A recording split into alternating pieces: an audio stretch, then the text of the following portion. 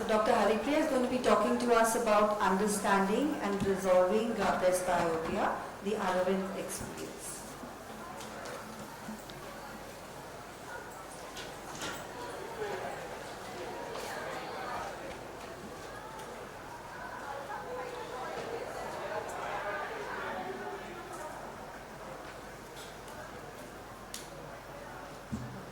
The slides are not.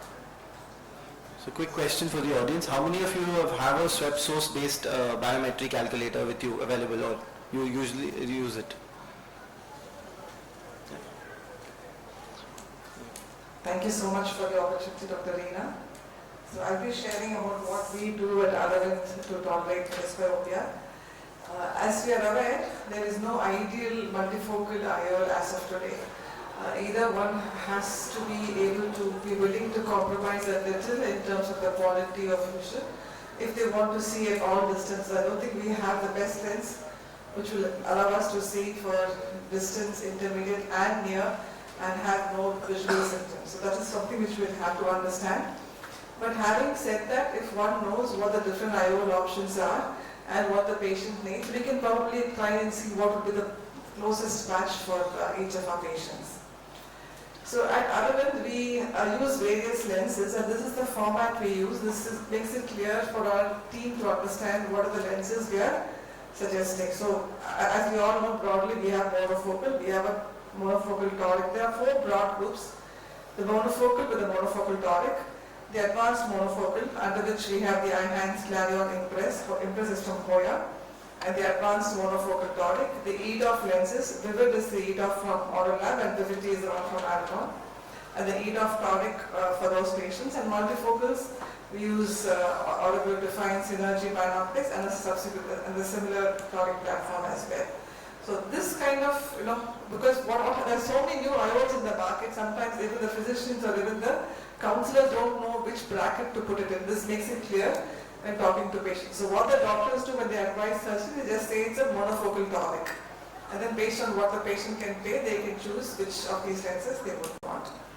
So I think there was a lot of good discussion on what would be the ideal patient. So broadly, if there are three things we would look at. One is the ocular parameters, the biometry and the patient profile. I wouldn't go into the depth, but the ocular health is of course very important. Specifically ruling out any macular pathology and looking for any dry eye. These two are something which is very important.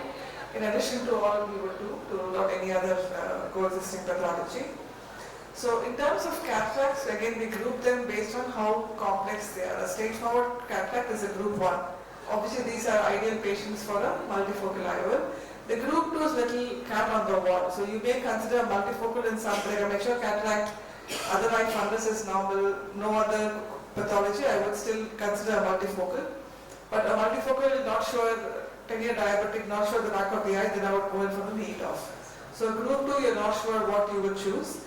And a group 3, definite no, right? These are very bad, like subluxated lenses and complex post-RK, post-VSL. Those patients, we would not choose a premium multifocal lens. The second aspect we spoke about is biometry. So keratometry and biometry are extremely important. So normally a cutoff for toric lens in a monofocal would be something like a 1 or a 1.1 diopter. That is the anterior corneal curvature. In addition, you may have about 0.2 back of the cornea. So a patient may actually have 1.2, 1.3 diopters astigmatism. However, if you're doing it on a multifocal patient, we have a lower cutoff. So even a 0.8 or 0.9, I would choose to move on to the toric platform than just going with a multifocal lens.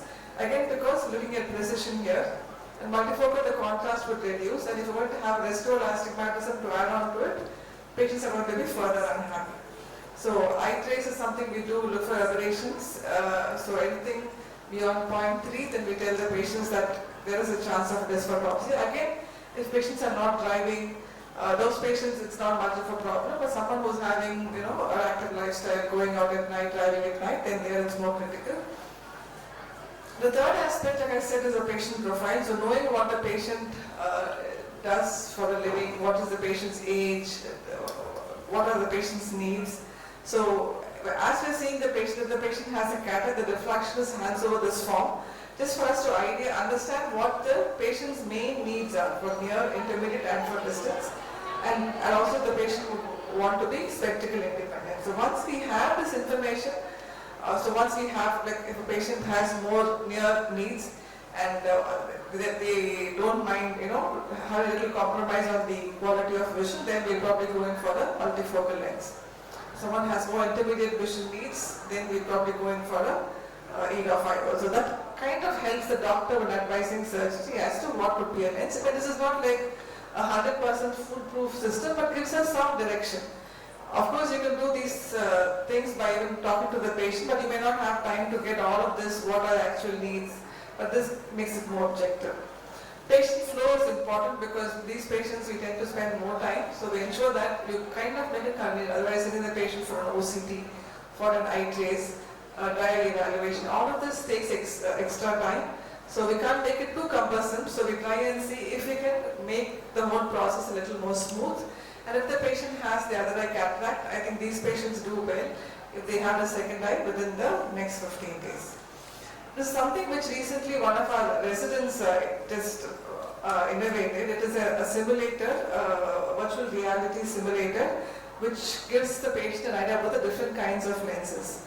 So the idea is, because when we talk about these terms of near, intermediate, distance, if you're talking to someone who's 35 years old, who's had no refractive error, not a presbyopia, even a 50-year-old, it sometimes seems too vague to them. So making them, or even the team who's talking to the patient, the counselor or the staff, just for them to understand how this would look like, we kind of use these devices.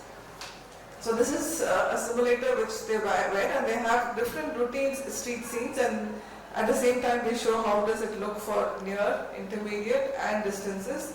What happens when you have near vision blurry and distance clear, clear distance vision, etc. And also in comparison to different lenses, how do they perform in the day, at night, a multifocal having some higher amount of glare than a monofocal. So all of this is something which we can also, the patient can kind of get a hold around before they actually have the lens. Okay, we have to remember these patients are having cataracts, so they may not be able to see all the time, but patients with early cataracts, this is a useful device. And this is something which we have started to use and find to be useful as well. So after surgery, we do an evaluation to see, this is irrespective of type of IOL, just to see how satisfied, so this kind of questionnaire, just to know if after surgery the patient is happy or not. If they're not happy and they have any specific problem, this helps us to understand this patient has to be seen by a senior consultant. This way you kind of channelize the right energy for the right patient. This is also useful. And there's also an online visual disturbance tool which AuroLab has made. So this is mainly made for the research purposes, but they have a visual disturbance tool. Because multifocal lenses with different focal point and the light being split causes, as we know, photopic phenomena. And for the patient, when the patient comes to the clinic and says the patient has glare, or they may not be able to explain it clearly, they may not use the right terms. They may say it's blurred vision, but they may be actually having a dysphotopsia. So just to be able to see, what kind of dysphotopsia they have, and to be able to grade it, this tool actually helps. So, like they have again images simulated just to show the patient what does the original versus the halo image look, and then the patient can go and grade it. For example, if the patient has a blurry vision or glare or halos, they can move the scroll to see how severe it is. Like a glare, this is on a scale of 7, so we know how bad it is, and then that makes us, of course it's more for research, but even for routine patient case, if the patient is very unhappy sometimes, we objectively now have a better idea as to what exactly is your problem and how severe it is. So I think we all agree that it's important to spend time with the patient both before and sometimes even after surgery, set realistic expectations, educate the patient, and if the patient comes back with problems, I think we'll have to own it up. Not just put the blame on the lens, but treat the patient as a whole and see how best we can help and look for anything we can treat. This is just to give an idea of our numbers. So the talk was in Aravind, how do we do this? So majority of our patients still are monofocal and monofocal toric. Quite a few get advanced monofocal and monofocal toric. Some EDOF lenses we use, and about 2%, 2.5% are multifocal lenses. Thank you. Thank you very much, Dr. Haripriya. It seems that you're still a little more conservative while, because if you see your data, you're more towards monofocal and you are a little more conservative about the EDOF and the trifocals. So is it because of the output that or the results that you're getting from your patients, like you have a feedback, and is it because of the feedback or otherwise? Yeah, so multifocals, like I said, not always are the patients happy, so we're very stringent in choosing a patient for multifocal. With the EDOF lenses, I think if you have a non-refractive platform, they do pretty well, but they're extremely expensive, very, very highly priced.